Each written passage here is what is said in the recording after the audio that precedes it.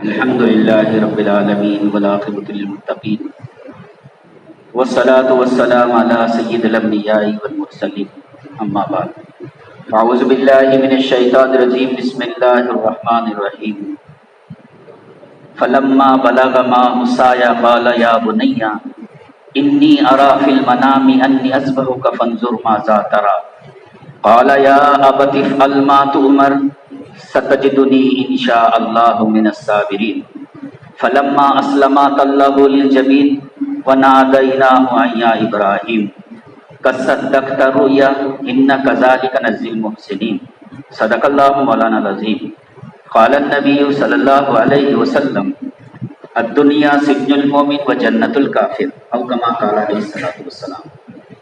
میرے محترم بزرگ عزیز دوستو، اللہ تبارک تعالیٰ کا احسان ہے، اس کا کرم ہے کہ اللہ تبارک تعالیٰ نے ہم کو ایمان کی دولت سے نوازا ہے۔ یہ بڑی قیمتی دولت ہے۔ اللہ کے نزدیک ہماری قیمت ہمارے ایمان کی وجہ سے، اللہ کے نزدیک ہماری قیمت ہمارے ایمان کی وجہ سے، اللہ کے نزدیک ہماری قیمت ہمارے ایمان کی وجہ سے، اور اللہ کے نزدیک ہمارے ہر عمل کی قیمت بھی ایمان کی وجہ سے۔ اگر ایمان زندگی سے نکل جائے تو آدمی بے قیمت ہو جاتا ہے، جانوروں کی لسٹ میں نام آ جاتا ہے اگر ایمان زندگی سے نکل جائے۔ اس لیے علماء کرام نے لکھا ہے سب سے بڑی دعا ایمان پر خاتمہ مانگنا ہے۔ سب سے بڑی دعا کیا ہے بھائی؟ ایمان پر خاتمہ مانگنا ہے۔ اور سب سے بڑی محنت ایمان کی حفاظت ہے۔ اللہ کو وہ بندے بہت پسند ہیں جو اپنے ایمان کی حفاظت کرتے ہیں۔ اللہ کو وہ بندے بہت پسند ہیں جو اپنے ایمان کی حفاظت کرتے ہیں، اور ایمان کی جو حفاظت ہوتی ہے وہ نیکی کرنے سے ہوتی ہے۔ ہر نیکی سے ایمان کی حفاظت ہوتی ہے، اور ہر گناہ سے ایمان کو خطرہ ہوتا ہے۔ ہر گناہ سے ایمان کو خطرہ ہوتا ہے، جس طرح ہر بیماری سے جان کو خطرہ ہوتا ہے، جس طرح ہر ایک ایکسیڈنٹ سے جان کو خطرہ ہوتا ہے، اسی طرح ہر گناہ سے ایمان کو خطرہ ہوتا ہے۔ بعض گناہ وہ ہے جب بندہ وہ گناہ کرتا ہے تو اس کا ایمان ہی نکل جاتا ہے، اور بعض گناہ وہ ہے کہ وہ گناہوں کی نحوست کی وجہ سے نیک اعمال کی توفیق چھین لی جاتی ہے۔ نیک اعمال کی توفیق چھین لی جاتی ہے۔ بعض گناہ ایسے ہیں کہ وہ گناہوں کی نحوست کی وجہ سے نیک عمل کی توفیق چھین لی جاتی ہے، اور دعوت کے کام کے عمل سے، یعنی دعوت کے کام کے عمل کی توفیق ان سے اکثر چھین لی جاتی ہے جن کے دلوں میں مسلمانوں کی حقارت ہوتی ہے۔ ایک ساتھی سے ایک بستی میں پوچھا میں نے، آپ کے مشورے میں کتنے لوگ بیٹھ رہے ہیں؟ تو بولے اپن نے بیٹھنا چھوڑ دیا۔ ملا کیوں؟ بولے مشورے میں لوگ نکالتے بولے تمباکو نکالتے، پان نکالتے، اور تمباکو کھانا شروع کر کے مشورہ کر رہے ہیں۔ اپن نے چھوڑ ہی دیا، بولے کیا بیٹھنا ہے ایسے لوگوں کے ساتھ؟ تو میں نے ان سے کہا آپ نے بیٹھنا چھوڑے ایسا نہیں ہے، ان کی حقارت آپ کے دل میں آئی ہے، اس لیے اللہ نے آپ کو محروم کر دیا ہے۔ اس لیے مسلمانوں کی حقارت ایسی چیز ہے کہ مرتے وقت کلمہ بھی پڑھنا مشکل ہو جائے گا اس کے۔ اس لیے دیکھو، اگر میں کسی کی تعریف کروں نا تو اللہ یہ نہیں پوچھے گا کیوں تعریف کیا تھا بتا، لیکن میں کسی کی برائی کروں تو اللہ پوچھے گا جواب دے۔ ایک ساتھی ایک ساتھ کی برائی کر رہا تھا تو میں نے بولا تم نے سنے کیا؟ بولے نہیں، واٹس ایپ میں ہے۔ مطلب قبر میں واٹس ایپ رکھنا پڑے گا تمہارے پہ اللہ کو جواب دینے کے لیے۔ اس لیے کسی کی کمی پر نظر نہیں ہونا چاہیے۔ جو امت کے کمی پر نظر رکھے گا اللہ کے نظر میں بھی ذلیل ہوگا، مخلوق کے نظر میں بھی ذلیل ہوگا۔ آپ دیکھو جو پولیس والے ہوتے ہیں نا، ان کو لوگ کبھی عزت کی نظر سے نہیں دیکھتے. کیوں؟ وہ لوگوں کی کمی کو دیکھتے ہیں. پورے کاغذات کلیئر ہے، ایک کمی مل جائے، بس ایک کمی مل جائے تو کیا ہوگا، اور اس کو پکڑ لیں. تو کمی کو دیکھتے ہیں، اس لیے لوگوں کے نظروں میں ان کی کیا ہوتی ہے، نفرت ہوتی ہے. تو میرے محترم دوستو، بعض گناہ وہ ہے کہ وہ گناہوں کی نوسط سے کیا ہوتا ہے، نیک اعمال کی توفیق چھین لی جاتی ہے. ابھی بھی اس مجمع کے اندر جو ہمارے ساتھی کام کرنے والے ہیں، اگر وہ اثر سے شب گزاری میں نہیں آئے ہیں تو یا تو یہ ہے کہ انہوں نے شب گزاری کے عمل کو ہلکا سمجھا ہے. ہلکا سمجھنے کی وجہ سے محروم ہو جاتا ہے. جس عمل کو بندہ ہلکا سمجھتا ہے، اللہ اس عمل کی توفیق اس سے چھین لیتے ہیں. اللہ اس عمل کی توفیق اس سے چھین لیتے ہیں. اس لیے کسی بھی نیکی کو ہلکا نہیں سمجھنا، نیکی کرنے والے کو ہلکا نہیں سمجھنا. کیونکہ نیکی کی ہلکا سمجھنے کی وجہ سے یا نیکی کے کرنے والوں کو ہلکا سمجھنے کی وجہ سے اللہ محروم کر دیتا ہے. اس مجمع میں کتنے لوگ ایسے ہیں جو آج تک کے انہوں نے رمضان کے آخری عشرے کا اعتکاف نہیں کیا. کیوں؟ وہ کیا سمجھتے ہیں، اعتکاف میں وہ بیٹھے جن کو کوئی کام نہیں ہے. اعتکاف میں کون بیٹھے، جن کو کوئی کام. جب اعتکاف میں بیٹھنے کا معاملہ آتا ہے تو مسجد جماعت کی بھی خاص ساتھی ایسے لوگوں کی تشکیل کرتی جن کو کوئی کام نہیں. دیکھو، اس عمل کو ہلکا سمجھنے کی وجہ سے اللہ نے توفیق نہیں دیا. اس لیے ہر عمل کرنے والے کی قدر ہونا چاہیے. عمل کی بھی قدر ہو، عمل کرنے والوں کی بھی قدر ہو. اللہ قبول کر لے گا، اللہ قبول کر لے. تو جس عمل کو بندہ ہلکا سمجھتا ہے اللہ محروم کر دیتا ہے. اللہ کیا کرتے ہیں؟ اس لیے حضرت مولانا یوسف رحمۃ اللہ علیہ فرماتے تھے، اگر کوئی ذمہ دار یہ ساتھی یہ سوچے کوئی تو نہیں جاتا اثر سے، میں نے گیا تو کیا ہوگا، اس کی یہ سوچ چھوپڑ پٹی میں زینہ پیدا کرے. کیونکہ میرے محترم دوستو، دین کے تقاضے چھوڑنے سے جتنا نقصان ہے اس کی کوئی تلافی نہیں ہے. اگر اس مجمع میں کسی نے 8 گھنٹے 2.5 گھنٹے نہیں لگایا ہے، اس کی کوئی تلافی نہیں ہے. دعوت کے کام کو چھوڑنا یا ٹالنا اس کی کوئی تلافی نہیں. کیوں کہ دعوت کے عمل کا انسانیت کے ہدایت کا مسئلہ ہے. اس لیے جتنے بھی نبی دنیا کے اندر آئے انہیں دعوت کے تقاضوں میں کوئی چیز کی پرواہ نہیں کی، نہ جان کی پرواہ کی نہ عزت کی پرواہ کی. تو بعض گناہ وہ ہے کہ وہ گناہوں کی نوسط سے کیا ہوتا ہے، اللہ نیک عمل کی توفیق چھین لیتا ہے. کوئی عمل چھوٹ گیا ہے، استغفار پڑھو کہ اللہ کون سا گناہ ہوا ہے کہ تو نے آج مجھے مسجد اور جماعت کے مشورے سے محروم کر دیا ہے. کون سا گناہ ہوا ہے اس مہینے میں 3 دن نہیں جا سکا ہے. اچھا دیکھو، اگر تقاضے پورے نہیں کریں گے نا تو کرنے والے بھی اچھے نہیں لگیں گے. کیا بولے نا آدمی، معلوم کام میں نورانیت نہیں رہی ہے پہلے کی جیسی. کیا بولے، پہلے لوگ 3 دن میں بدل جاتے تھے، اب نہیں بدل رہے تھے لوگ 3 دن میں. اب نہیں بدل رہے لوگ، 3 دن لگا کر لوگ آج بھی بدل رہے ہیں، 4 مہینے لگا کر آج بھی لوگ بدل رہے ہیں. ایک ساتھی سے میری ملاقات ہوئی، گائک تھا، ملیشیا تک گانے کے لیے گیا، ایک چلے میں ایسی زندگی بدلی کہ صافہ نہیں اتر رہا اس کی زندگی سے. آج تو لوگ بدل نہیں رہے، خود کرتے نہیں. اللہ کے دین کے کام کرنا جان پر آتا، دین کے تقاضے چھوڑ رہے ہیں اور کام پر الزام لگا رہے، کام لوگوں نے نورانیت نہیں کی.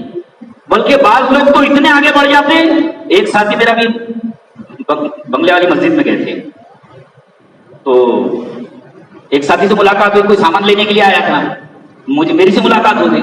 تو گھومنے کے بعد پورے مرکز میں چکر لگایا، میرے پاس آیا، بولے وہ نورانیت نہیں رہی مرکز میں. کیا بولے؟ اب وہ نورانیت نہیں رہی. میں نے بولا آپ کا وقت کب لگا تھا؟ بولے 2012 میں 4 مہینے لگے تھے. مولا چلہ کب نہیں لگا، کب سے لگا؟ بولے 5 سال ہو گئے. مولا خود کو نورانیت ختم ہو گئی ہے اور لوگوں کو بولے نورانیت ختم ہو گئی. خود مجاہدے نہیں کریں گے، خود قربانی نہیں دیں گے تو کیسے سمجھ میں آئے گا اپنے؟ جیسے وہ مولانا طاہر غریبی رحمۃ اللہ علیہ بیان میں فرماتے تھے، بولے ایک مگر چاند نظر آیا تو عورتیں تھی، وہ چاند بتانے لگی ایک دوسرے کو. تو ایک عورت تھی، وہ بچے کی گندگی دھو کر چاند دیکھنے کے لیے آ گئی، تو اس کی انگلی پر گندگی رہ گئی. تو کیا بولے ان کو چاند دکھ رہا ہے. تو وہ عورت کیا بولتی دیکھتے دیکھتے بولے چاند تو اچھا ہے لیکن اس بار کے چاند میں بدبو بہت ہے. کیا بولے اس کی انگلی پر کیا لگا اس کو دکھ ہی نہیں رہا ہے. تو ہم کیا بولتے ہیں بولے کام میں نورانیت نہیں ہے. اب وہ جیسے آج بھی ملک کے ملک پلٹا کر رہے ہیں. آپ دیکھو ذرا چل پھر کر دیکھو 3 دن میں آج بھی لوگوں کی زندگیاں بدل رہی ہے. چلے میں آج بھی لوگوں کی زندگیاں بدل رہی ہے. لیکن ہم کیوں نہیں بدل رہے ہیں؟ ہم آزادی کے ساتھ دین کا کام کر رہے ہیں. جب چاہیں گے جب شب گزاری میں جائیں گے, جب چاہے جب 3 دن جائیں گے, جب چاہیں گے جب بیرون جائیں گے. فرصت میں دین کا کام کر رہے ہیں. خود کی زندگی تبدیل نہیں ہے اور تبلیغ کے نام پر کیا بول رہے ہیں کیا وہ نورانیت نہیں رہی ہے. نہیں میرے محترم دوستو, جو قربانیاں دے گا اس کو خود نورانیت ملے گی. اس کو خود تہجد میں دھکا لگانے کی ضرورت نہیں پڑے گی. اس کو اللہ کے کلام کی تلاوت میں مزہ آئے گا, اس کو نماز پڑھنے میں مزہ آئے گا, اس کا دعا میں دل لگے گا جو خود قربانیاں دے گا. اور جو قربانیاں نہیں دے گا, کیونکہ انسان کو اللہ نے مٹی سے بنایا ہے, مٹی کی صفت ہے کھیت میں محنت ہوگی تو کھیت باقی رہے گا. ایک مرتبہ آدمی بن گیا تو بن گیا, ایسا نہیں ہے. بننا بگڑنا اس کی فطرت میں ہے. بننا بگڑنا اس کی فطرت میں ہے. جو دین کی محنت سے اپنے آپ کو بچائے گا خود کا نقصان ہوگا, اس کا دین کا نقصان نہیں ہوگا. اور دین کی محنت سے وہ محروم ہوتے ہیں جو یا تو دعوت کو ہلکا سمجھیں گے یا دعوت کے کام کو کرنے والوں ہلکا سمجھیں گے. یا دعوت کے کام کو یا تو تقاضوں کو ہلکا سمجھیں گے یا تقاضے پورے کرنے والوں کو ہلکا سمجھیں گے. اللہ ان کو محروم کرے گا. تو کسی کو بھی حقیر نہیں سمجھنا. یہ ایسا گناہ ہے, اللہ نیک عمل کی توفیق. حضرت سفیان ثوری رحمۃ اللہ علیہ فرماتے تھے اللہ تعالیٰ نے میری 50 دن کی تہجد کی نماز کی توفیق چھین لیا. فرماتے تھے میرا گناہ یہ تھا, ایک آدمی دعا میں رو رہا تھا, میں اس کو دیکھ کر سوچنے لگا یہ ریاکار ہے. میں اس کو دیکھنا, اور جو دین کی محنت کرنے والوں کو دیکھ کر یہ سوچے گا ان کو کوئی کام ہے نہیں, ان کے بچوں نے کام سنبھال لیے اس لیے پھر رہے ہیں, تو بتاؤ محروم نہیں ہوگا. ان کو کوئی کام نہیں ہے اس لیے پھر رہے ہیں. نہیں میرے محترم دوستو, بلکہ ہر دین کے کام کرنے والے کو دیکھ کر یہ سوچو ان کا کون سا عمل اللہ کو پسند آیا ہے جس کی وجہ سے اللہ نے ان کو دین کے لیے فارغ کر دیا ہے. اللہ آپ کو بھی فارغ کر دے گا, اللہ آپ کو بھی فارغ کر دے گا. تو بعض گناہ وہ ہے کہ وہ گناہوں کی نحوست کی وجہ سے نیک اعمال کی توفیق چھین لی جاتی ہے. اور بعض گناہ وہ ہے کہ وہ گناہوں کی نحوست موت کے وقت پکڑتی ہے, اور اس گناہ کی وجہ سے آدمی موت کے وقت کلمہ پڑھنے سے محروم کر دیا جاتا ہے. حضرت مولانا زکریا رحمۃ اللہ نے لکھا ہے ایک آدمی وہ کلمہ پڑھا رہے, اس کو کلمہ پڑھتے نہیں آ رہا ہے. اس سے پوچھا گیا بھائی دیکھو کلمہ پڑھتے کیوں نہیں آ رہا ہے؟ تو اس نے بتایا میں ایک تولیہ بیچتا تھا, ایک عورت خریدنے کے لیے آئی, مجھے وہ اچھی لگی, میں اس کو دیکھنے لگا. اس کو دیکھنے کی وجہ سے کلمہ پڑھتے نہیں آ رہا ہے, اس کو دیکھنے کی وجہ سے. اس لیے شاہ عبد الرحیم صاحب رحمۃ اللہ نے لکھا ہے جو لوگ ناچ گانے کے, سننے کے, دیکھنے کے عادی ہوں گے ان کا ایمان پر خاتمہ نہیں ہوگا. اور حضرت مولانا اشرف علی تھانوی رحمۃ اللہ نے لکھا ہے جب آدمی کی نظر کسی ناچنے گانے والی کی تصویر پر پڑتی ہے تو اس کی نحوست زندگی میں داخل ہوتی ہے. اس لیے جتنے بھی بڑے موبائل والے ہیں نا یہ بہت بڑے خطرے میں ہیں. ضرورت نہیں ہے تو رکھنا بھی چاہیے اس کو, اور گھر میں تو ہونا ہی نہیں چاہیے, گھر میں تو ہونا ہی نہیں چاہیے, اور بچوں کے پاس تو ہونا ہی نہیں چاہیے. اگر بچوں کو آن لائن پڑھائی کے لیے دے رہے ہیں, علماء کرام فرماتے ہیں اگر بچوں کو آن لائن پڑھائی کے لیے بڑا موبائل دے رہے ہیں تو گھر میں ایسی جگہ بٹھاؤ ان کو جہاں سے آپ کا جانا آنا ہے, تاکہ آپ کو پتا چلے اس میں کیا دیکھ رہا ہے. بند کمرے میں پڑھائی نہ کرے, وہ بند کمرے میں پڑھائی نہ کرے ورنہ نورانیت ختم ہو جائے گی. اور اس آدمی کی زندگی پر نماز صحیح نہیں ہو سکتی ہے جو ناچ گانے کے دیکھنے کا آدمی, نماز زندگی پر صحیح نہیں ہوگی. اور جن کے پاس ہے انہوں نے بھی اتنا ہی استعمال کرنا چاہیے بڑے موبائل کا, جتنا طہارت خانے میں آدمی جاتا ہے, بیت الخلا میں جاتا ہے, تو جتنی دیر کے لیے اپنے کپڑے اتارتا ہے, جتنی ضرورت ہے اتنے کپڑے اتارتا ہے, اور جتنی دیر کی ضرورت ہے اتنے بھی اتار کے رکھتا ہے بس. طہارت کے لیے بیت الخلا کے لیے آتا ہے تو جتنی دیر کے لیے وہ جتنی ضرورت ہوتی ہے اتنے کپڑے اتارتا ہے، جتنی دیر کی ضرورت ہوتی ہے اتنی دیر کے لیے اتارتا ہے، ایسی اس کا استعمال ہے، ورنہ یہ تنہائی کے عبادت کو ختم کر دے گی، اور تنہائی جب تک کام کرنے والے اللہ کو نہیں دیں گے کام نہیں کر سکیں گے۔ حضرت جی مولانا صاحب فرماتے ہیں مجھے سمجھ میں نہیں آتا بغیر تنہائی اللہ کو دیے ہوئے یہ لوگ کام کیسے کرتے ہیں، بغیر تنہائی اللہ کو دیے ہوئے کام کرنا ایسا ہے دین کا جیسے پلاننگ کرنا ہے، لیکن تنہائی کہاں جا رہی ہے؟ ہماری موبائلوں میں جا رہی ہے۔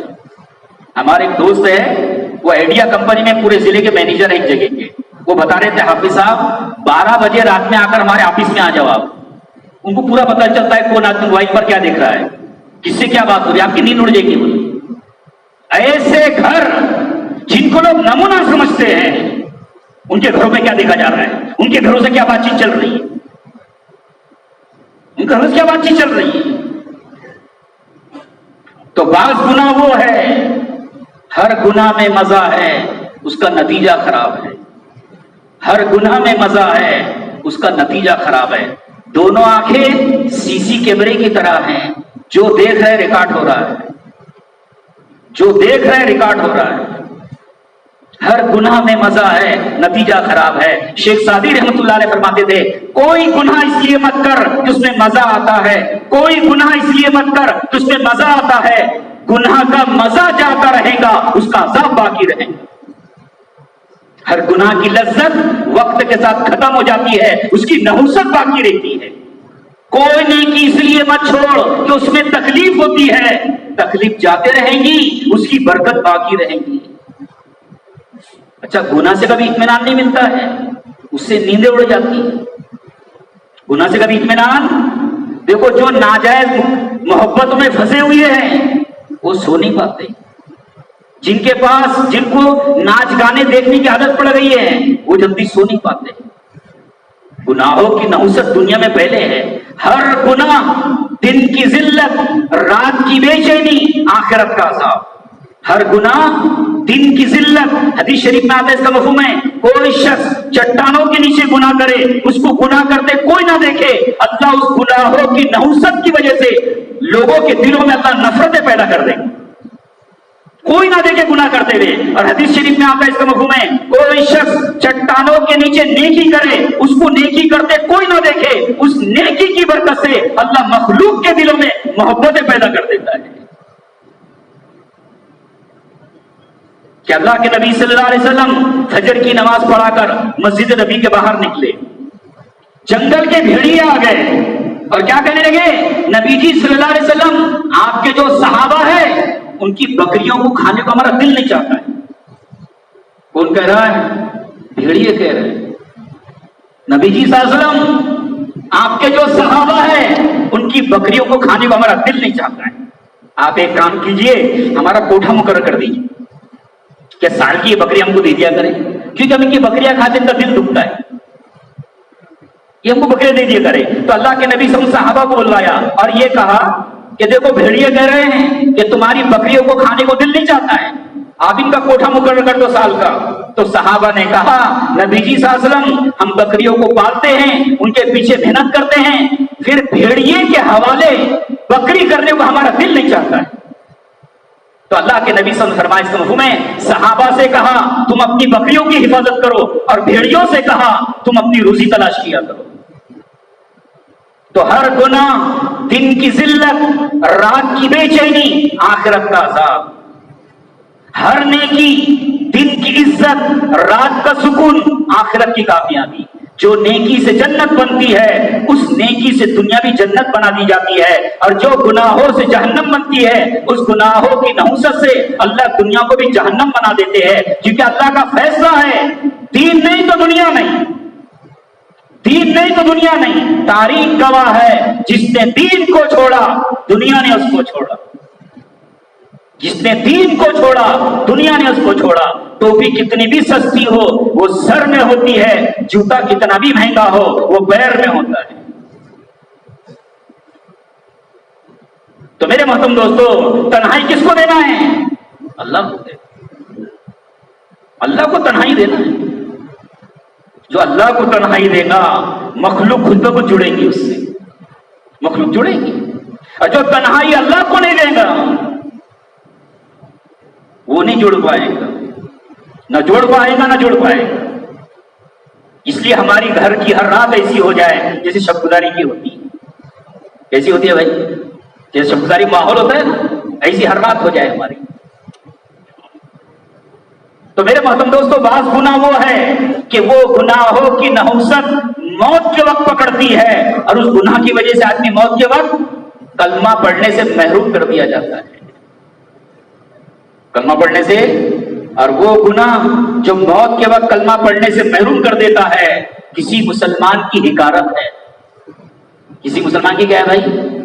کسی کی حقارت نہیں آنا چاہیے، کیونکہ اللہ حاکم ہے، جج نہیں ہے. وہ چاہے تو تنکے کو قبول کر کے بیڑا پار کر دے، اور وہ چاہے تو پہاڑوں برابر نیکی کو برباد کر دے. اللہ حاکم ہے، جج نہیں. اور جب اللہ نے یہ کہہ دیا ہے تم سب گناہگار ہو، یہ بات ہی ختم ہوگی کہ میں اچھا ہوں. کس نے کہا یہ؟ جب اللہ نے کہہ دیا ہے تم سب گناہگار ہو، یہ بات ہی ختم ہوگی میں اچھا ہوں. اس لیے کسی کی حقارت دل میں نہ، بلکہ اگر کسی مسلمان کو برائی پر دیکھو، جو امت کے کمی کو دیکھ کر بے چین ہوگا، تڑپے گا، اللہ اس کو ہدایت کا ذریعہ بنائے گا.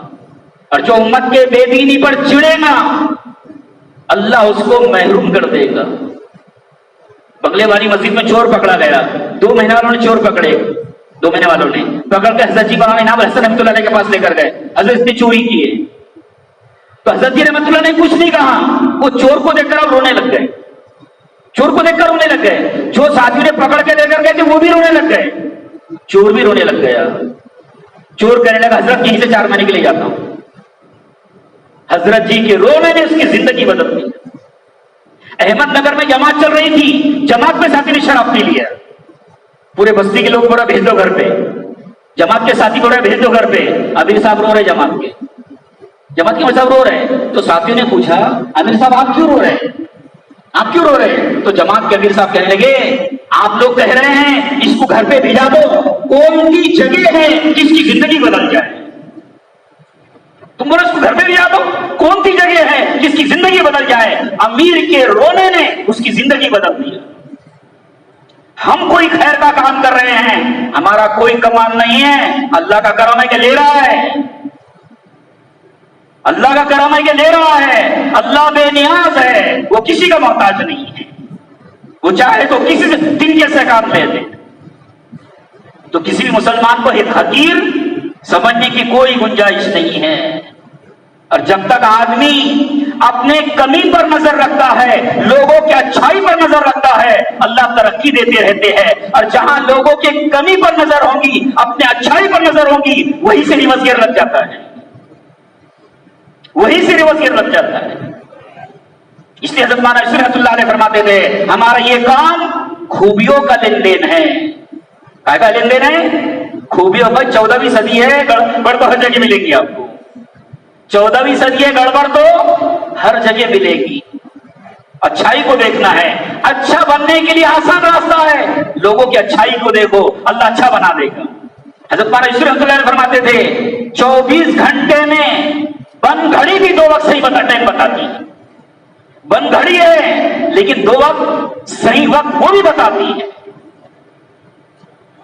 تو لوگوں کی اچھائی پر نظر ہوگی تو اللہ اچھا بنا دے گا، لوگوں کی کمی پر نظر ہوگی وہ کمی ہمارے اندر پیدا ہو جائے گی، کمی پیدا ہو جائے گی. اور ایک بات ہے، اگر میں کسی کو بھی برا بولوں، چاہے مولانا صاحب کو بولوں، چاہے اپنے امیر صاحب کو بولوں، میرا برا بولنے سے وہ نقصان نہیں ہوگا. ایک دن اگر آپ 8 گھنٹے نہیں لگائیں گے، اس سے جو نقصان ہوگا وہ کسی کو برا بولنے سے نقصان نہیں ہوگا. اس لیے قاضی ثناء اللہ پانی پتی رحمۃ اللہ نے لکھا ہے قوم کے گمراہی کا سب سے بڑا سبب، قوم کے گمراہی کا سب سے بڑا سبب ان کے حال پر ان کو چھوڑنا ہے. نقصان کیسے ہیں؟ جب محنت کرنے والے محنت میں کمی کرتے ہیں، اس سے جو نقصان ہوگا اس کی کوئی بھرپائی نہیں ہے. اور جب محنت کرنے والے قربانیاں دیتے ہیں، کھانا بے ٹائم کھا رہے ہیں، بھوکی دش کر رہے ہیں، ایک ایک کی خوشامد کر اللہ ایسے لوگوں کی ہدایت کے فیصلے کرتے ہیں جو طے کر چکے ہیں کلمہ نہیں پڑھیں گے. ایسا ہوا ایک دور کے اندر. ہدایت کے فیصلے کار پر آتے ہیں وہ مجاہدے پر آتے ہیں. جتنے قربانیوں سے گشت کیا جائے گا, دکان لیٹ کھل رہی ہے, گشت صبح کا ناشتہ شام 7 بجے کرتے تھے 10 بجے کر رہے ہیں, دکان لیٹ کھل رہی ہے, گھر کے اندر پسانا دیر سے آ رہا ہے اور آپ گشتوں میں لگے ہوئے ہیں. یہ وہ لوگ ہیں جو دنیا میں انقلاب پیدا کرنے والے ہیں. دنیا تجھے نقصان نہ پہنچے, دین زندہ ہو جائے, پورے دنیا میں ایسے لوگ انقلاب نہیں لا سکتے ہیں. دھوکہ ہے. دنیا تجھے دھکا نہ لگے اور دین زندہ ہو جائے, یہ نہیں ہوا ہے. دنیا مٹی ہے, انقلاب پیدا ہوا ہے, انقلاب پیدا ہوا ہے. تو میرے محترم بزرگ دوستو, اپنے آپ کو قربانیوں پر ڈالنا ہے. اگر ایک دن ہم گشت میں کمی کریں گے امت کا بڑا طبقہ محروم ہو جائے گا. آپ محنت کرنے والے لوگ ہیں, آپ قربانیاں دینے والے لوگ ہیں, آپ کے تھکنے پر اللہ کو ترسائے گا.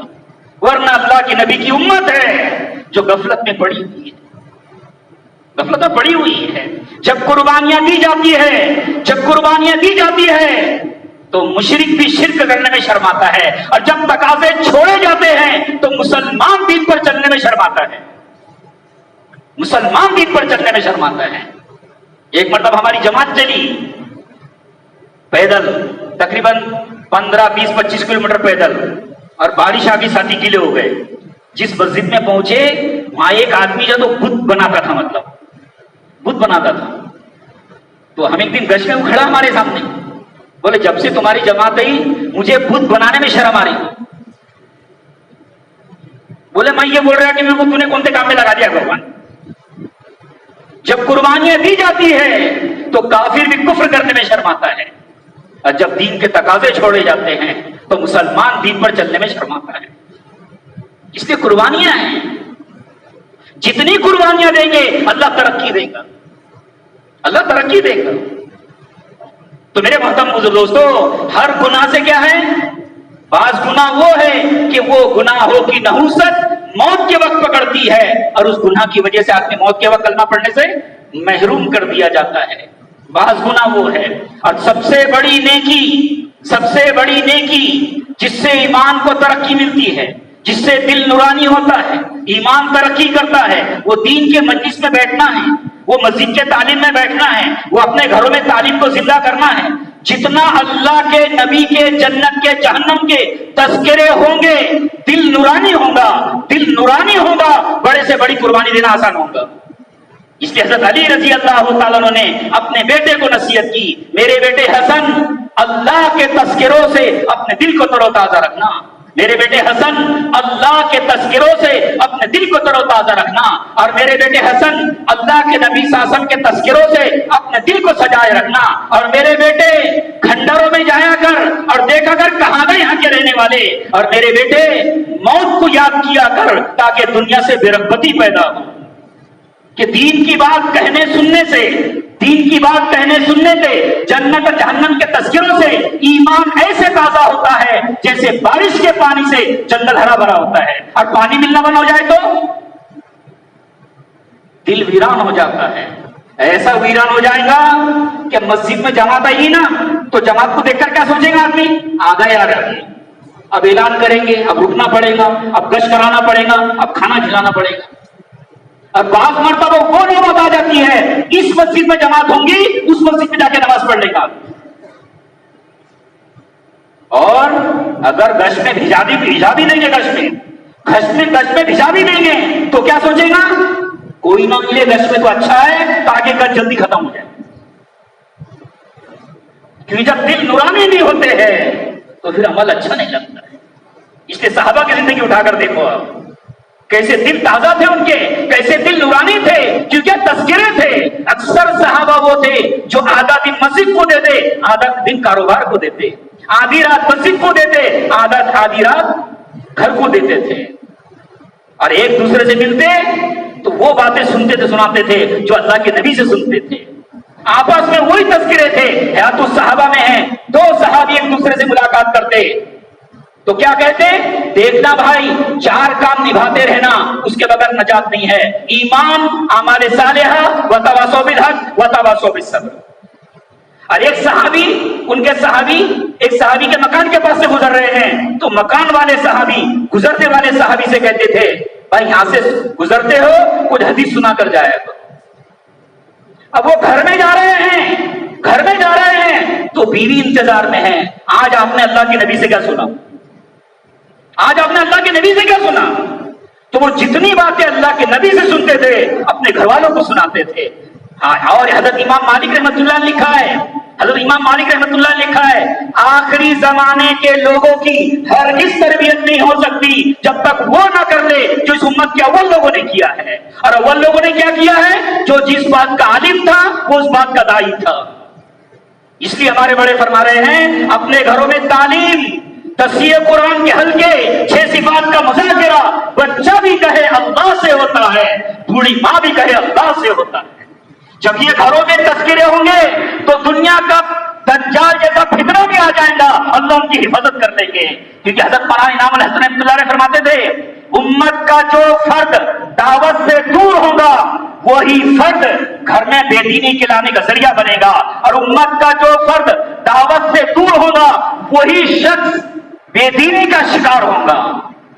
بے دینی سے بچنے کے لیے دعوت ضروری ہے۔ اب ہر ماں بہن جماعت میں نہیں آ سکتی ہے، گھر فرد جماعت میں نہیں آ سکتا ہے، لیکن گھر کا ہر فرد داعی بن سکتا ہے 6 صفات کے مذاکرے کے ذریعے۔ یہ 6 صفات کے مذاکرے بولنے کے لیے ہمارے پاس 6 صفات کے مذاکرے ہیں، ورنہ صحابہ کے گھروں میں یہ مذاکرے تھے، اور ایسے مذاکرے تھے کہ جو تربیت صحابہ کی آنے والوں کی مسجد میں ہوتی تھی ان کے گھروں میں تربیت ہو جاتی تھی۔ ہے تو صحابہ میں واقعہ لکھا ہے، ایک بوڑھی ماں اپنے نوجوان لڑکے کو لے کر مدینہ آئی، اور اس کا بیٹا مسجد نبی میں، اور وہ بوڑھی ماں ایک صحابی کے گھر پہ، اور وہ بچے کا انتقال ہو گیا۔ تو ان کو غسل دے دیا گیا، کفن دے دیا گیا۔ صحابہ نے کہا نبی جی صلی اللہ علیہ وسلم جنازے کی نماز پڑھا دیجئے۔ تو اللہ کے نبی صلی اللہ علیہ وسلم نے فرمایا کہ تم نے اس کی ماں کو خبر دی؟ کہا نہیں، اس کی ماں کو خبر دو۔ جب وہ بوڑھی ماں آئی، دیکھی بیٹے کو کفن کی حالت میں، تو بیٹے کے پیر کے پاس کھڑے ہو کر کہنے لگی اللہ کے نبی سے نہیں کہا دعا کر دیجئے؟ اس کی وہ گھر میں، یعنی مدینے کے ہر گھر کا ماحول ایسا تھا۔ اس لیے ہمارے بڑے فرما رہے ہیں ہر گھر میں جماعت کو ٹھہراؤ، ہیلی پیڈ مت بناؤ۔ جیسے ہیلی پیڈ ہوتے ہیں نا، چند جگہ ہوتی ہے وہیں پر ہیلی کاپٹر اترتا ہے، ایسا جماعت نہ ہو، بلکہ سب سے پہلے جماعت کو آنے والے مستورات کے جماعت کو اس گھر میں ٹھہراؤ جس گھر سے دین دم توڑ رہا ہو۔ اس گھر میں جماعت کو، سب سے پہلا حق اس گھر کا ہے جس گھر کے لوگ دین پر چلنے کے لیے تیار نہیں ہیں۔ سب سے پہلے اس گھر میں جماعت ٹھہراؤ تاکہ اس گھر کے اندر اعمال نبوت زندہ ہو، اور گھر گھر کے بچے کی دل کے اندر نورانیت ہو۔ تو اس بوڑھی ماں نے کیا کہا؟ اللہ کے نبی موجود ہے، یہ نہیں کہا دعا کر دیجیے، بلکہ یہ کہا اللہ تو قیامت کے دن زندہ کرے گا، اگر تو نے آج اس کو زندہ نہیں کیا تو میرے قبیلے کے لوگ مجھے تانا دیں گے کہ تم نے ہمارے باپ دادا کی دین کو چھوڑا ہے، اس لیے تمہارا بیٹا مر گیا ہے۔ تو صحابہ کرتے ہیں وہ دعا مانگ رہی تھی، وہ کفن میں چھوٹ کر بیٹھ گیا ہے۔ گھر گھر کا ایسا ماحول تھا۔ تو میرے محترم دوستو، یہ مجمع طے کر لے، اگر بے دینی سے ہمارے نسلوں کو بچانا ہے اس کے لیے محنت ہے، گھر گھر کی تعلیم ہے 5 اعمال کے ساتھ۔ اور ہمارے بڑے فرماتے ہیں چاہے شب گزاری کا بیان ہو، چاہے ہفتے واری گشت کا بیان ہو، یہ 2 چیزیں ضرور کچھ نہ کچھ آنا چاہیے، ایک مسجد کی آبادی، ایک گھر کی تعلیم، کیونکہ امت کو اس کی ضرورت ہے۔ اس وقت میں اتنے فتنے کھڑے ہو گئے ہیں کہ بچنا مشکل ہو گیا ہے، اس کے لیے امت کے ہر فرد کو داعی بنانا ضروری ہے۔ اور میرے محترم دوستو، تفسیر قرآن کے حلقے ہے، سب سے بڑا عمل جو دل کو پاک کرنے والا ہے وہ قرآن کی تلاوت ہے۔ شرم حیا پیدا ہوتی ہے تلاوت کی برکت سے، شرم حیا پیدا ہوتی ہے۔ اس سے زیادہ شرم حیا پیدا کرنے والا کوئی عمل نہیں ہے اللہ کے کلام سے بڑھ کر۔ اس حضرت عثمان غنی رضی اللہ تعالیٰ عنہ فرمایا کرتے تھے، لوگوں اگر تمہارے دل پاک ہوتے تو تلاوت سے تمہارا دل کبھی نہ بھرتا، تلاوت سے دل تمہارا کبھی نہ بھرتا۔ اور اتنی شرم حیا کی آپ کے اندر، حضرت عثمان غنی رضی اللہ عنہ فرماتے تھے، لوگوں جو ہاتھ میں نے اللہ کے نبی صلی اللہ علیہ وسلم کے ہاتھ میں دیا ہوں، اس ہاتھ کو کبھی اپنے شرمگاہ پر میں نے لگنے نہیں دیا۔ کامل الحیاء والایمان عثمان ابن عفان رضی اللہ تعالیٰ۔ تفسیر قرآن کے حلقے ہیں، جن کو پڑھنا نہیں آتا وہ سیکھو۔ ہم دنیا والوں کو بول سکتے ہیں، پڑھنا نہیں آتا اللہ کو نہیں بول سکیں گے، اللہ کو نہیں بول سکیں گے۔ اگر ہم نے قرآن کی تلاوت نہیں کی، قرآن پکڑ کا ذریعہ بن جائے گا، اے اللہ دوستوں کے لیے وقت تھا، دنیا کے کاموں کے لیے اس کے پاس وقت تھا، میرے لیے اس کے پاس وقت نہیں تھا۔ اگر ہم نے قرآن کی تلاوت روزانہ کی، قرآن کو وقت دیا، تو قبر میں قرآن کہے گا، اللہ کے بندے تو گھبرائے مت، میں وہ کلام ہوں جس کی تو تلاوت کرتا تھا۔ فرشتے قبر میں سوال کرنے کے لیے آئیں گے، سوال کرنے کے لیے، تو فرشتے قرآن سے کہتے ہیں ذرا ہٹ جا، ہم کو اسی کو سوال کرنا ہے۔ تو قرآن کیا کہتا ہے، اے فرشتوں تم کو جو بھی سوال کرنا ہے دور سے سوال کرو، یہ وہ بندہ ہے جو میری تلاوت کرتا تھا، اس نے دنیا میں میرا ساتھ نہیں چھوڑا، آج میں اس کا ساتھ نہیں چھوڑوں گا۔ پھر وہ قرآن اس بندے سے کہتا ہے، اے اللہ کے بندے تو گھبرائے مت، اے اللہ کے بندے تو گھبرائے مت، تو یہ فرشتوں کے سوال کا جواب دے دے، تو گھبرائے مت، میں جب تک کہ تجھے جنت میں داخل نہ کر دوں جب تک تیرا ساتھ نہیں چھوڑوں۔ پھر اللہ کے نبی نے فرمایا اس کا مفہوم ہے، پھر قرآن اللہ کے پاس جاتا ہے اور اللہ سے کہتا ہے، اللہ یہ تیرا بندہ ہے، میری تلاوت کرتا تھا، تو اس کو جنت میں داخل کر ورنہ میں تیرا کلام نہیں۔ قرآن کہے گا تو اس کو جنت میں داخل کر ورنہ میں تیرا کلام نہیں۔ اللہ کے نبی نے فرمایا اس کا مفہوم ہے، قرآن اتنا جھگڑے گا اپنے پڑھنے والے کے بارے میں، نہ کوئی نبی جھگڑے گا نہ کوئی فرشتہ جھگڑے گا۔ اور جن کو پڑھنا نہیں آتا وہ 15-20 منٹ قرآن کو دیکھو، قرآن کے ایک الفاظ میں نور ہے۔ جب بندہ قرآن کو دیکھتا ہے نا تو وہ نور اس کی زندگی میں داخل ہوتا ہے۔ دیکھو کوئی قرآن کو ہاتھ میں بھی لے لے، ہاتھ میں بھی لے لے تو جھوٹ نہیں بولے گا، قرآن کو ہاتھ میں لے لے تو گانا نہیں گائے گا، قرآن کو ہاتھ میں بھی لے لے تو وہ موبائل پر غلط چیزیں نہیں دیکھے گا۔ قرآن کو ہاتھ میں لینے سے ایمان کا نور بڑھ جاتا ہے، تو پڑھنے سے کتنا دل بھرے گا۔ ہماری جماعت چل رہی تھی عبدالروف بھائی کی، اللہ تعالیٰ اس کی مغفرت فرمائے، ایک بزرگ تھے امراوتی کے، وہ جماعت میں چل رہے تھے، جب بھی تعلیم ہو جاتی قرآن لے کر بیٹھ جاتے، جب بھی خالی وقت ہوتا قرآن لے کر بیٹھ جاتے۔ تو میں نے ان سے کہا آپ کتنے پیرا پڑھتے روزانہ؟ تو بولے یہ پڑھنا نہیں آتا۔ بولے پھر کیا کرتے آپ؟ بولے قرآن کی ایک آیت پر انگلی پھیرتا ہوں اور یہ کہتا ہوں اللہ یہ بھی سچ ہے، یہ بھی سچ ہے، یہ بھی سچ ہے۔ پورے 4 مہینے سے نکال دیے انہوں نے، اور اس کے آنے کے 4 مہینے کے بعد 2.5-3 مہینے کے بعد ان کی میری ملاقات ہوئی چارہ بازار میں حیدر پوری کی طرف۔ تو انہوں نے مجھے بتایا حافظ صاحب مجھے قرآن پڑھنا آ گیا، قرآن کو دیکھنے کی برکت سے، قرآن کو دیکھنے کی برکت سے۔ تو اپنے گھروں کے اندر تفسیر قرآن کے حلقے ہو، اس سے دل نورانی ہوگا۔ دیکھو کہیں نہیں آتا اللہ نے کہا، اللہ نے نماز پڑھاؤ، اللہ نے زکات دیا ہو، اللہ نے حج کراؤ، لیکن دنیا کے 1000 سال بنانے سے پہلے اللہ نے قرآن کی خود تلاوت کی، سورہ یاسین اور سورہ طٰہٰ، سورہ یاسین کی اور سورہ طٰہٰ کی۔ جب فرشتوں نے قرآن سنا تو کیا کہا؟ مبارک ہے وہ لوگ جن پر یہ نازل کیا جائے گا، مبارک ہے وہ امت جو ان پر نازل کیا جائے گا، مبارک ہے وہ لوگ جو اس کو پڑھیں گے، اور مبارک ہے وہ لوگ جو اپنے دلوں میں اس کو اٹھا کر رکھیں گے۔ تو میرے محترم دوستو، روزانہ اللہ کے کلام کی تلاوت ہو، اس سے شرم حیا پیدا ہوگی، قرآن کی تلاوت کی برکت سے۔ اور علماء کرام نے لکھا ہے قرآن کی جب تلاوت ہو اس تصور کے ساتھ ہو اللہ میری تلاوت کو سن رہا ہے، یہ تلاوت زندگی بدل دے گی، یہ تلاوت زندگی بدل دے گی۔ اور اپنے بچوں کو بھی پڑھانا ہے، اللہ ہمت دے عالم حافظ بنواؤ۔ قیامت کے دن اللہ عالم اور حافظ سے کہے گا، اللہ قیامت کے دن عالم اور حافظ سے کہے گا تیرے خاندان کے وہ لوگ جن کا جہنم میں جانا طے ہو چکا ہے تو جن کی طرف اشارہ کرے گا ان کو جنت میں داخل کر دیا جائے گا. سب ڈگریاں ختم ہو جائیں گی، کلیکٹر، کمشنر، ڈاکٹر، ماسٹر، سب چیزیں ختم ہو جائیں گی، اللہ کا کلام باقی رہے گا. تو اپنے اولاد کو کیا بنانا ہے؟ دنیا کی لالچ میں آ کر اپنی اولاد کو قرآن سے محروم کرنا، سونا دے کر مٹی لینا ہے، سونا دے کر مٹی لینا ہے. دنیا تو مقدر میں ہے، جتنی طے ہے اتنی مل کر رہے گی. تو میرے محترم دوستو، اپنے گھروں میں تعلیم کیسی کرنا ہے؟ 5 اعمال کے ساتھ. تفسیر قرآن کے حلقے، تعلیم نور ہے، تعلیم میں نور ہے. مردہ دل زندہ ہوتے ہیں. مردہ دل کون سے ہیں؟ وہ لوگ مر چکے ہیں جو زکات نہیں دے رہے ہیں، وہ لوگ مر چکے ہیں جو اذان پر مسجد میں نہیں آتے ہیں، ان کا دل مر چکا ہے اندر سے. لیکن جب تعلیم ہوگی تو نورانیت ہے اس کے اندر، اس کے نور سے آدمی اندر سے زندہ ہوتا ہے، نورانیت پیدا ہوتی ہے. ایک جگہ سے مجھے فون آیا، گھر میں تعلیم چل رہی تھی، 4تھی کلاس میں بچی پڑھ رہی تھی، 4تھی کلاس میں.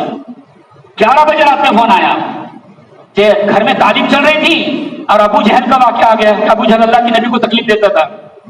وہ 4تھی کلاس کی بچی رونے لگ گئی، رو رہی. تو اس کے ماں باپ نے مجھے بیٹا کیوں رو رہی؟ بولے جب تک ابو جہل کو مارو گی نہیں، جب تک ابو جہل کو مارو گی نہیں، کھانا نہیں کھاؤ گی، بولے سو گی نہیں، میرے نبی کو تکلیف کیسے دیا ہوگی؟ رو رہی ہے، رو رہی ہے. 11 بجے رات کو مجھے فون آیا، حافظ صاحب سمجھاؤ. تو میں نے بولا میری بات کروا اس سے. تو میں نے وہ بچی سے بات کیا، بیٹا تجھے ابو جہل کو مارنے کی ضرورت نہیں ہے، تیرے سے زیادہ اس کو فرشتے مار رہے ہیں. تب خاموش بیٹھی ہے. تو یہ تعلیم عمل چھوٹا نہیں ہے، یہ زندگیوں کو بدل دینے والا ہے. حضرت میاں جی محراب رحمۃ اللہ علیہ فرماتے تھے یہ تعلیم ایسا عمل ہے بڑے سے بڑی بے دینی کو گھر سے نکال دے گا، بڑے سے بڑے خرافات کو گھر سے نکال دے گا. یہ تعلیم اتنا بڑا عمل ہے، ہم نے اس کو ہلکے میں لیا ہے. وہ گھرانے جن کے چلے لگ چکے ہیں، اشرے لگ چکے ہیں، ان کے گھر میں بھی 5 عمل کے ساتھ تعلیم نہیں ہے، ان کے گھروں میں بھی تعلیم نہیں ہے. تو اس لیے میرے محترم جتنا مجمع کا اس بیٹھا ہوا ہے سب طے کر لے 5 عمل کے ساتھ تعلیم کرنا ہے، اور روزانہ اللہ کے گھر کو وقت دینا ہے، اللہ کے گھر کو وقت دینا ہے. جتنا دین کے تذکرے ہوں گے، دین کی باتیں سنیں گے، بولیں گے، ایمان تازہ ہوگا. صحابہ جب ایمان تازہ ہوگا تو بڑے سے بڑی نیکی کرنا کیا ہوگا؟ آسان ہوگا. صحابہ کے لیے آسان کیوں ہوا؟ کہ حضرت ایک صحابی ہے ابو دہدہ رضی اللہ تعالیٰ عنہ، ان کو کسی نے بتایا آج آپ کو معلوم ہے اللہ کی نبی پر کیا وحی نازل ہوئی ہے؟ بولے کیا وحی نازل ہوئی ہے؟ کہا اللہ نے قرض مانگا ہے. کیا کہا؟ اللہ نے قرض مانگا ہے. جو بات اللہ کی نبی پر اتر جاتی بس گھر گھر میں پہنچ جاتی، گھر گھر میں پہنچ جاتی تھی. اتنے تذکرے تھے تو وہ اللہ کے نبی کے پاس پہنچے. کہا نبی جی صلی اللہ علیہ وسلم کیا اللہ نے ہم سے قرض مانگا ہے؟ کیا اللہ نے ہم سے قرض مانگا؟ ہاں کہا ہاں اللہ نے ہم سے قرض مانگا ہے. تو ابو دہدہ کیا کہنے لگے؟ نبی جی صلی اللہ علیہ وسلم آپ گواہ رہیے کہ میرا فلاں باغ میں اللہ کو قرض دیتا ہوں.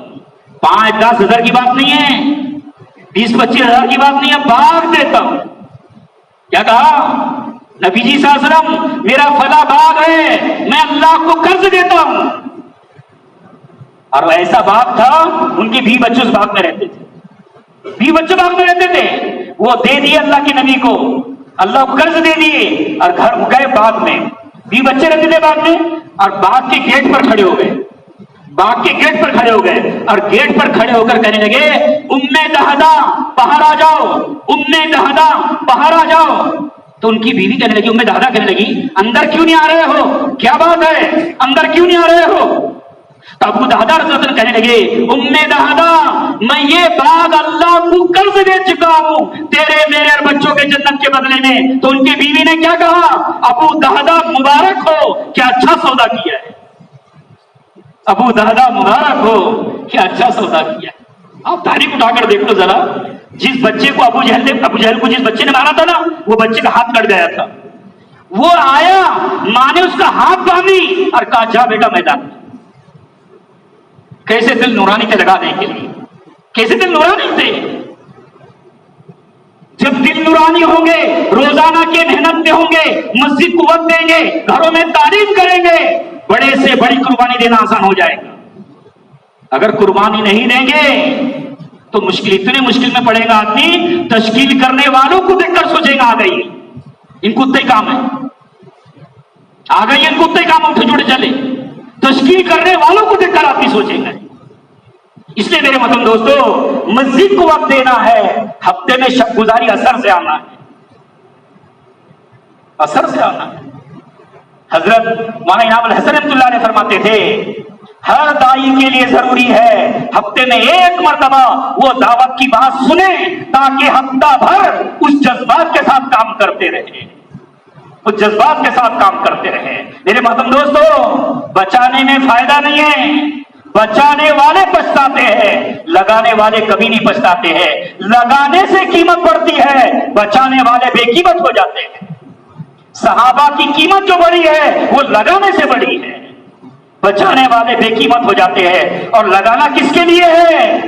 اللہ کے لیے ہے۔ کس کے لیے بھائی؟ اللہ کے لیے ہے۔ کبھی یہ نہیں سوچنا میں جماعت میں گیا تھا، میرے گھر پہ کوئی بھی نہیں آیا دیکھنے کے لیے، کسی نے میرے گھر کی خبر نہیں لی، میرے بچی بیمار ہو گئی ہے، آئے جزاک اللہ، نہیں ہے تو کوئی بات نہیں ہے تو کسی نے پوچھا ہی نہیں مجھے، ہم اتنے بڑی قربانی دینے والے ہیں۔ دیکھو بڑوں کی بات بڑی ہوتی ہے۔ بنگلے والی مسجد کے اندر ہیور کھیڑ تحصیل کا ایک لڑکا تھا 2 مہینے کے لیے، اس کو بھائی اظہر نے وہاں پر کھڑے کیے تھے، اوپر بولے اوپر کس کو مت جان دینا، کیا بولے؟ اوپر کسی کو مت جان دینا۔ اب حضرت جی چلے گئے اوپر، مولانا صاحب ان کو روک دیا، اس نے حضرت جی کو روک دیا، بولے جان دیتا، بولے اظہر بھائی نے منع کی، جانے نہیں دے رہے، دیا ہی نہیں جانے آگے۔ حضرت اوپر سے نیچے آئے اور اظہر بھائی کو دیکھ کر مسکرانے لگے کہ اچھا ساتھی آپ نے جوڑے ہیں ماشاءاللہ، اور ہم کو کوئی روک دیتا تو، ہم کو کوئی روک دیتا تو۔ اللہ نے بڑوں کی بڑی بات رکھی ہے۔ میں گیٹ پر کھڑا تھا مستورات کے، تو مفتی الیاس صاحب جو اپنے یہاں پر آئے تھے جماعت میں، وہ مجھ سے کہنے لگے آپ گیٹ کتنے بجے بند کرتے ہیں؟ مولانا ہم 11 بجے کرتے ہیں، تو 11 میں 5 منٹ باقی تھے، تو بولے واپس ہونے لگے، کیوں جا رہے ہیں واپس؟ بولے 5 منٹ میں آنا نہیں ہوگا، بولے پھر کیا بولے؟ کس کے لیے کام کرنا ہے؟ اللہ کے لیے کرنا ہے۔ حضرت عمر رضی اللہ تعالیٰ عنہ، حضرت عمر رضی اللہ حیات الصحابہ میں حضرت عمر رضی اللہ عنہ فرمایا کرتے تھے تم اور تمہاری نسلیں خیر پر باقی رہنا چاہتی ہے تو 3 باتوں پر عمل کرنا۔ تم اور تمہاری نسلیں خیر پر باقی رہنا چاہتی ہے تو 3 باتوں پر عمل کرنا۔ اللہ کے لیے کام کرنا، اللہ کے لیے کام کرنا، نماز کے بغیر زندگی مت گزارنا، اور اپنے زمانے کے امیر کی اطاعت کرنا، چاہے تمہارے دل کو ناگوار گزرے، چاہے تم کو ناگوار گزرے، اپنے زمانے کی امیر کی اطاعت کرنا۔ میرے محترم دوستو، اللہ کے لیے کرنا ہے۔ کس کے لیے؟ اللہ کے لیے۔ کسی کی تعریف کی امید نہیں، کسی کی ملامت کی پرواہ نہیں، اللہ ایسے لوگوں سے کام دیتا ہے، کیونکہ جس کے لیے کر رہے ہیں وہ خوب جانتا ہے، وہ خوب جانتا ہے۔ اور یہ صفات کو لے کر دنیا کے جس کونے میں جائیں گے، اللہ یہ صفات انسانیت کی امت کے دلوں میں پیدا کرے گا۔ اور جو خروج جتنی قربانی سے ہوتا ہے اس کے اتنے اثرات ہوتے ہیں۔ دیکھو صحابہ کے بارے ہم سنتے نا، صحابہ کیا کہتے تھے؟ ہمارے جیسے ہو جاؤ۔ صحابہ کیا کہتے تھے؟ ہمارے جیسے ہو جاؤ۔ جملہ چھوٹا ہے، پیچھے قربانیاں ہیں۔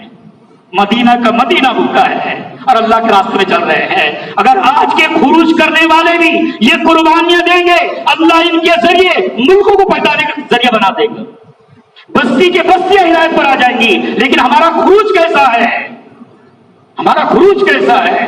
گھر میں سال بھر کا اناج پڑا ہوا ہے اور مزدوروں کی جیسے تبلیغ کر رہے ہیں۔ سال کا چلہ یا سال کے 4 مہینے میں 3 سال میں 1 مرتبہ بیرون، یہ مزدوروں کی تبلیغ ہے، مالک کی تبلیغ نہیں ہے۔ مزدور قانون کو جانتا ہے، کتنے بجے جانا ہے کتنے بجے آنا ہے، مالک نہیں کہتا ہے۔ یہ مالک کہتا ہے۔ اپن ابھی اس کے پہلے وہاں پر بنگلے والی مسجد میں گئے تھے تو مرکز کے ذمہ دار ہے ہارون بھائی، نہیں مرسلین بھائی نے کہا تھا، بولے حضرت مولانا یوسف رحمۃ اللہ علیہ کے پاس بجنور کے لوگ آئے اور یہ کہا ہم کو اجتماع دو۔ کیا کہا؟ ہم کو اجتماع دو۔ تو حضرت مولانا یوسف رحمۃ اللہ نے کیا دوں گے؟ بولے 200 جماعتیں دیں گے۔ کتنی جماعتیں اس دور میں؟ بولے 200 جماعتیں دیں گے۔ تو حضرت مولانا یوسف رحمۃ اللہ نے ٹیک لگا کر بیٹھے تھے، اچھا اٹھ کر بیٹھے اور کہنے لگے 200 ایسے لوگ دے دو جو بیوی کی پرواہ نہ کرے، بچوں کی پرواہ نہ کرے، کاروبار کی پرواہ نہ کرے، یہ لوگ انقلاب پیدا کریں گے۔ تو صحابہ کیا کہتے تھے؟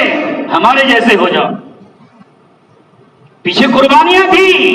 امام الانبیاء محبوب کبریا حضرت محمد مصطفیٰ صلی اللہ تعالی علیہ وسلم بیٹھ کر نماز پڑھ رہے ہیں۔ ایک صحابی نے پوچھا نبی جی صلی اللہ علیہ وسلم آپ بیٹھ کر نماز پڑھ رہے ہیں؟ تو اللہ کے نبی نے فرمایا کئی دن سے کھانے کو نہیں ملا۔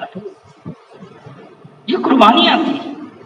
آج بھی ٹوٹی پھوٹی قربانیاں دے رہے ہیں تو دنیا کے القاب نظر آ رہا ہے۔ لوگ جا رہے ہیں، بیوی بچوں کو چھوڑ کر جا رہے ہیں، خود روتے ہوئے جا رہے ہیں، بیوی بچوں کو رلا رہے ہیں، تو یہ قربانیوں کے ساتھ پورے دنیا میں ہیں۔ لوگ صرف یہ سمجھتے ہیں کہ پٹلیاں لے کر چل رہے ہیں، ان کے پیچھے کتنے آنسو ہے یہ اللہ جانتا ہے۔ پچھلے سفر میں ایک ساتھی سے ملاقات ہوئی، ایک ساتھی تھا 15-20 سال کا ہوگا، ایک ساتھی نے میری ملاقات کر رہا ہوں، اس سے ملو بولے، اس سے کیوں ملایا آپ نے؟ تو بات بتایا، بولے یہ 2.5-3 سال کا ہوگا، اس کا باپ 4 مہینے کے لیے جماعت میں گیا تھا، 1 مہینے کے بعد اس کو بچے کو فوٹو مل گئی اس کے باپ کی، 3 مہینے فوٹو نہیں چھپا اس نے باپ کی، ایک رشتہ داروں کو بتاتا تھا میرا ابو جماعت میں چل رہے ہیں، میرا ابو جماعت میں چل رہے ہیں۔ یہ قربانیاں ہیں، یہ تھوڑی تھوڑی قربانیاں بتلا رہی ہیں۔ کھولapur میں مرکز کے بعد میں کھڑا ہوا تھا، ایک بچی ہے 2.5-3 سال کی، مجھے پیچھے سے دیکھی اس نے اور سامنے سے ہی اور چلے گئی، مطلب یہ کون ہے؟ تو ایک ذمہ دار کا نام لیے، بولے یہ اس کی بچی ہے، جب سے اس کا باپ جماعت میں گیا ہے روزانہ مرکز میں چکر مارتی ہے۔ یہ آنسو کو کوئی نہیں جانتا ہے، یہ قربانی کو کوئی نہیں جانتا ہے۔ تو میرے محترم دوستو، جب خروج ایسا ہوگا ہمارا، دکانیں بند ہو رہی ہے، گھر میں فاقے آ رہے ہیں، اللہ کے دین کے تقاضے پورے ہو رہے ہیں، اللہ انقلاب پیدا کر دے گا۔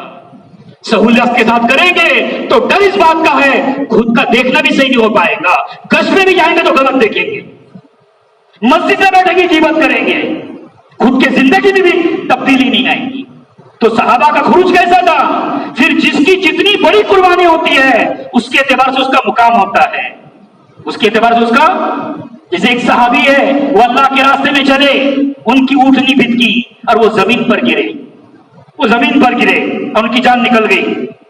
تو صحابہ نے اللہ کے نبی کو خبر دی کہ نبی جی صلی اللہ علیہ وسلم فلاں صحابی کا انتقال ہو گیا ہے۔ تو اللہ کے نبی صلی اللہ علیہ وسلم نے وہ صحابی کی لاش کی طرف دیکھ کر کہا، ان کی طرف دیکھ کر کہا کہ یہ جب گھر سے نکلے تھے تو بھوک کی حالت میں دکھتے تھے، بھوکے تھے۔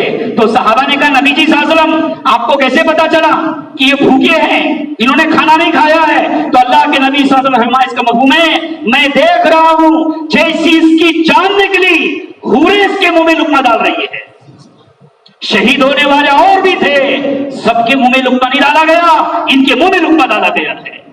ایک صحابی ہے، اللہ کے نبی صلی اللہ علیہ وسلم نے فرمایا تم نے شادی کی؟ کہا مجھے کون لڑکی دے گا؟ کہا فلاں صحابی کے گھر پہ جاؤ، رشتہ طے ہو گیا، رشتہ طے ہو گیا۔ اللہ کے نبی اللہ کے راستے میں نکلے اور ان کو آواز لگی بازار میں اللہ کے دین کو ضرورت ہے، شادی کا سامان خریدنے کے بجائے اللہ کے راستے کا سامان خریدا ہے، اور اللہ کے راستے میں چلے اور شہید ہو گئے۔ جب اللہ کے قبر میں اتارا جا رہا تھا نا تو اللہ کے نبی نے دیکھ کر اپنا چہرہ پھیر لیا اور مسکرا دیا۔ تو صحابہ نے پوچھا نبی جی صلی اللہ علیہ وسلم کیا بات ہے، یہ عمل آج تک کہ ہم نے نہیں دیکھا ہے آپ سے؟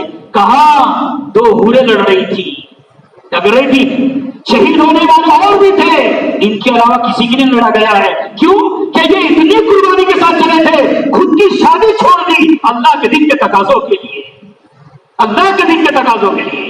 تو جو خروج جتنی قربانی سے ہوتا ہے اس کے اتنے اثرات ہوتے ہیں، اتنے سہولت میں اگر کریں گے میرے محترم دوستو زندگیاں تبدیل نہیں ہوں گی، زندگیاں تبدیل نہیں ہوں گی۔ اس لیے جتنا مجمع بیٹھا ہوا ہے سب سے گزارش ہے بچانے میں فائدہ نہیں ہے، کمانے سے مسئلے حل نہیں ہوتے تو ہو جاتے تھے، برسوں سے وہی کر رہے ہیں، برسوں سے وہی کر رہے ہیں۔ کمانے سے مسئلے حل نہیں ہوتے، لگانے سے مسئلے حل ہوتے ہیں۔ جب دین کی محنت کے لیے قربانیاں دیں گے، اللہ کے دین کے تقاضے پورے کریں گے، اللہ نقد تو نفع دے گا، اللہ بے دینی دور کرے گا، اللہ تنگی دور کرے گا، اللہ بے دینی دور کرے گا، اللہ تنگی دور کرے گا، اور دین کے تقاضے چھوڑیں گے۔ سب سے پہلے جو عذاب آئے گا وہ بے دینی ہے، تلاوت میں مزہ نہیں آئے گا، ناچ گانے میں مزہ آئے گا، ناچ گانے میں مزہ آئے گا، تلاوت میں مزہ نہیں آئے گا۔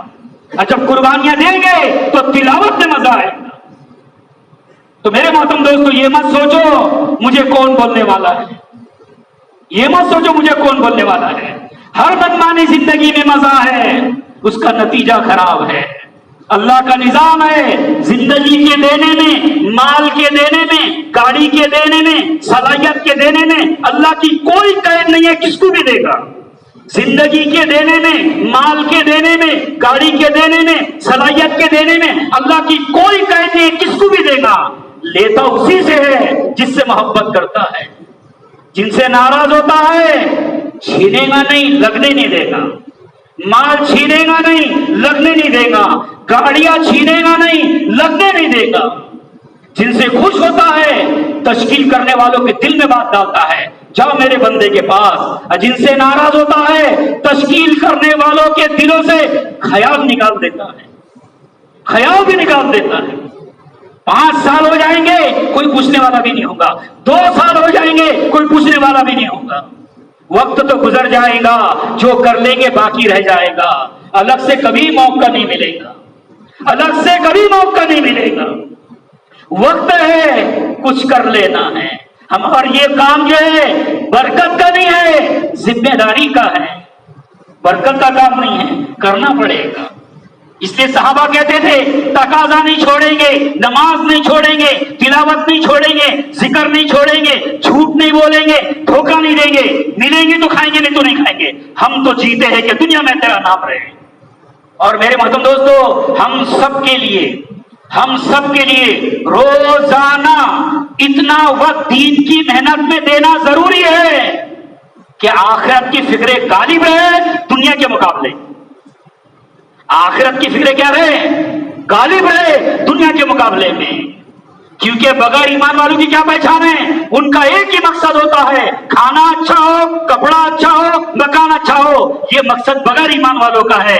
لیکن ہمارا مقصد کیا ہے؟ کھانا ملے نہ ملے، جھوپڑوں میں زندگی گزر جائے، کپڑوں میں پیور لگ جائے، قبر کی زندگی بن جائے، آخرت کی زندگی بن جائے، آخرت کی زندگی بن جائے۔ اس لیے اگر اپنے آپ کو بچانے کی کوشش کریں گے نقصان خود کا ہوگا، دین کا نقصان نہیں ہوگا۔ کمانے سے مسئلے حل نہیں ہوتے تو ہو جاتے تھے، اور کتنا بھی کما لو جنت نہیں بنے گی، شکلیں بدلتی ہے۔ کیا ہوتا ہے؟ مزدور کے مسائل الگ ہے، مالک کے الگ ہے سب کے پاس ہو۔ کلکٹر کے الگ ہے، چپراسی کے الگ ہے سب کے پاس ہو۔ ڈرائیور کے الگ ہے، کنڈکٹر کے الگ ہے سب کے پاس نہیں۔ مسائل کی شکلیں بدلتی ہے۔ حضرت مولانا عمر صاحب پالنپوری رحمۃ اللہ علیہ فجر کا بیان کر رہے تھے، میں خود بیان میں موجود تھا۔ فرما رہے تھے، بولے میرے بچوں کا مجھے فون آیا بمبئی سے، ابا دکان کے بازو دکانیں لینا کیا، دکان کے بازو دکان لینا کیا؟ تو بولے میں حضرت جی رحمۃ اللہ علیہ کے پاس لے کر گیا کہ حضرت بچوں کا فون آیا، دکان کے بازو دکانیں لینا کیا؟ تو حضرت جی رحمۃ اللہ علیہ نے کیا کہا؟ لے لو، محنت بڑھ جائے گی، تقدیر نہیں بدلے گی، محنت بڑھ جائے گی۔ اور میرے محترم دوستو، جو خروج نہیں کرے گا، 4 مہینے 5 مہینے نہیں جائے گا، خود بگڑے گا، گھر والوں کو بگاڑے گا، خود بگڑے گا۔ کیا بگڑے گا؟ میرے بغیر کیسا ہوگا، اور گھر والے کیا بولیں گے، ان کے بغیر کیسا ہوگا۔ اس لیے اللہ نے بندہ بنایا ہے۔ کیا بنایا اللہ نے؟ بندہ بنایا ہے۔ بندہ بن کے زندگی گزارنا ہے، خدا بننے کی کوشش کریں گے تو مشکل میں پڑ جاؤں گے۔ کیا بنایا اللہ نے بھائی؟ کوئی چپراسی کلیکٹر بننے کی کوشش کرے تو کیا ہوگا؟ سیدھا جیل جانا پڑے گا۔ اس لیے خدا نہیں بنانا ہے اپنے آپ کو، اللہ پالتا ہے، اللہ ہی سب کچھ کرتا ہے۔ اس لیے اگر خروج نہیں ہوگا، خود بڑھے گا، دوسروں کو بگاڑے گا۔ حضرت مولانا انعام الحسن رحمۃ اللہ علیہ نے جو مرکز میں مقیمین تھے ان کی 7 سال کی تشکیل کی، تو سب لوگ کہنے لگے حضرت آپ ان کو بھیجا رہے ہیں، یہ تو پورے مرکز کا کام سنبھالتے ہیں، یہ تو جماعت کو گروپ دیتے ہیں، یہ تو مینٹیننس سنبھالتے ہیں۔ تو حضرت جی رحمۃ اللہ نے کیا کہا؟ لوگ یہ سمجھ رہے ہیں یہ کر رہے اس لیے بھیجا رہا۔ لوگ کیا سمجھ رہے ہیں؟ اگر میں نے ان کو یہاں سے نہیں ہٹایا تو اللہ ان کو یہاں سے ہٹا کر کام چلا کر بتائے گا۔ یہ بتانے کے لیے یہ نہیں کر رہے ہیں، اللہ کر رہے ہیں، اللہ کر رہے ہیں۔ تو میرے محترم دوستو، بچانے میں فائدہ نہیں، جو بچے گا بے دینی میں پھنسے گا، بے دینی میں۔ اور 5 مہینے لگانا، 4 مہینے لگانا، 5 5 महीने लगाना, 4 महीने लगाना इतना मुश्किल नहीं है कि एक आदमी तय करे और ना कर पाए, लेकिन इतना आसान नहीं है कि बगैर तय किए कर ले। 4 महीने लगाना, 5 महीने लगाना इतना मुश्किल नहीं है कि एक आदमी तय करे और ना कर पाए, लेकिन इतना आसान नहीं है कि बगैर तय किए कर ले। इतना आसान नहीं है, लेकिन इतना मुश्किल नहीं है। जब बंदा तय करता है तो अल्लाह भी तय कर देता है, बंदा तय करता है तो अल्लाह भी तय कर देता है। तो इसलिए मेरे मोहतरम लोग नियत करो, पूरे दुनिया में जाना है, सब नियत कर दे इंशाअल्लाह। किसके लिए बताओ? सबसे पहली तश्कील है दूसरे साल की। हमारे वो उलमाए किराम जिनका बचपन से दावत जिंदगी में दीन पर लग गया है, बचपन खेल कूदने के बजाय उन्होंने मदारिस में वक्त लगा दिया है, आज उनसे कुर्बानियां तलब की जा रही है। हजरत मौलाना उमर साहब पालनपुरी रहमतुल्लाह अलैह से सुना था मैंने खुद कि उलमा के लिए 3 साल फरमाया करते थे। कितने फरमाए? अल्लाह ने उनके बातों को आज जिंदा किया है। अभी हम मरकज गए थे, तीसरे साल की जमात मौजूद थी वहां पर, उलमा किराम की तीसरे साल की जमात थी। हाँ, तीसरे साल की भी जमातें बन रही है। इसके लिए देखो एवाक महल जिले से दूसरे साल की जमात गई है, लोग वक्त लगा रहे हैं। अभी तुर्की जमात भी चांदुर बाजार की, ऐसे साथी क्या पासपोर्ट बताना पड़ रहा था उनको, कैसे पकड़ना, टिकट कैसे रखना, क्या बताना, ऐसे लोग मुल्कों में जा रहे हैं। और जब गए मुझे हैरत हो रही थी, हम एयरपोर्ट से मरकज के पास पहुंचे, 10 मिनट के बाद फोन आ गया कि बोर्डिंग भी हो गया, इमिग्रेशन भी हो गया। किसी ने पूछा ही नहीं क्यों जा रहे हो। देखो जब सीधे साधे जो कुर्बानियां देने वाले होते हैं, देखो अल्लाह ने कितना आसान किया उनसे। हमको इतना डर लग रहा है कहां जाएंगे, कहां सामान जमा करेंगे, क्या करेंगे, लेकिन देखो अल्लाह ने कितना आसान किया है। जब बंदा तय करता है तो अल्लाह भी तय कर देता है। इसलिए बताओ दूसरे साल के लिए जमात बनाना है जिले से इंशाअल्लाह। सबसे ज्यादा जरखेज हमारा जिला, बड़ों ने हमारी कुर्बानियां दी है, दीवानों की तरह कुर्बानियां दी है। जब ये चमक धमक नजर आई अमरावती जिले के अंदर, ऐसा माहौल